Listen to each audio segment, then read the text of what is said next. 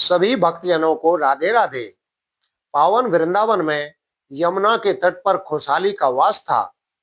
हर वर्ष यहाँ के ब्रजवासी वर्षा के देवता इंद्र की बड़ी धूमधाम से पूजा किया करते थे। नंद बाबा के घर में भी पकवानों की महक आ रही थी।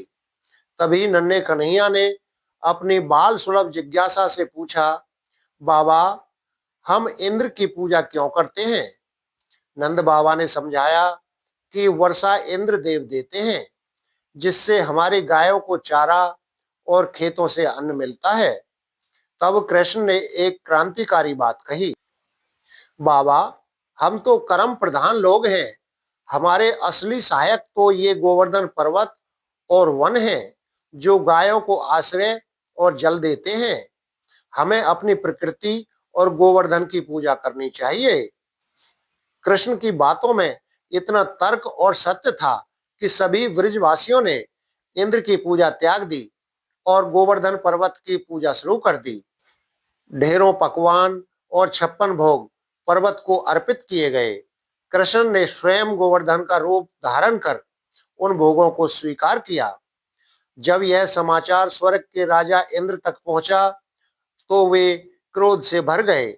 उन्हें लगा कि एक साधारण बालक के कहने पर उनका अपमान किया गया है। अपने अहंकार में अंधे होकर उन्होंने सांवर्तक मेघों को आदेश दिया कि पूरे ब्रिज को जलमग्न कर दो।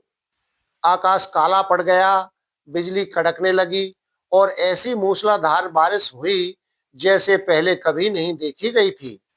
यमुना उफान पर थी और ब्रजवासियों के घर डूबने लगे। डरे हुए ग्रामीण और गाय कृष्ण की शरण में भागे। कन्हैया, हमें बचाओ, इंद्र के प्रकोप से हम नष्ट हो जाएंगे। भगवान श्री कृष्ण मुस्कुराए और उन्होंने खेल खेल में ही विशाल गोवर्धन पर्वत को अपनी बाएं हाथ की सबसे छोटी उंगली पर उठा लिया। उन्होंने सभी ब्रजवासियों को, बच्चों को और पशुओं को पर्वत के नीचे आने को कहा। 7 दिन और 7 रात तक मूसलाधार बारिश होती रही, लेकिन कृष्ण अड़िग रहे। न उनके चेहरे पर थकान थी, न मन में भय। पूरा ब्रिज उस पर्वत की छत्र छाया में सुरक्षित था। इंद्र ने अपनी पूरी शक्ति लगा दी, लेकिन वे कृष्ण का कुछ न बिगाड़ सके। अंततः उन्हें अपनी भूल का एहसास हुआ। वे समझ गए यह कोई साधारण बालक नहीं, बल्कि स्वयं नारायण है।